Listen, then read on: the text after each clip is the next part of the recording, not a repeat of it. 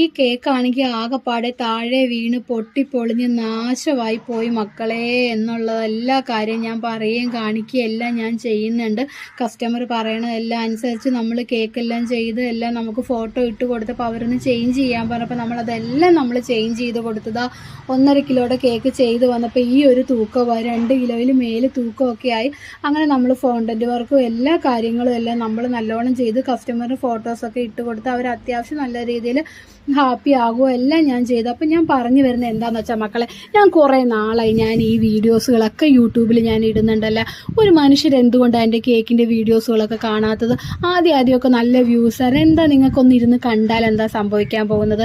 അപ്പം ഞാൻ ഇത്രയും വർത്തമാനങ്ങളെല്ലാം ഞാൻ പറഞ്ഞു നിങ്ങൾ എൻ്റെ വീഡിയോ ഒന്ന് അവസാനം വരെ വല്ല പൊട്ടിപ്പോയാൽ പൊളിഞ്ഞു പോയാന്നൊക്കെ കാണാനിരിക്കുകയാണ്. അപ്പോൾ ഒന്ന് മക്കളെ വേഗം ഒന്ന് ലൈക്ക് അടിക്കുകയും ചീത്ത പറയാനുണ്ടെങ്കിൽ കമൻറ്റ് ഇടുക. പിന്നെ സബ്സ്ക്രൈബ് ചെയ്യാതെ കാണുന്ന കൂട്ടുകാരുണ്ടെങ്കിൽ സബ്സ്ക്രൈബ് ചെയ്യുക. താങ്ക്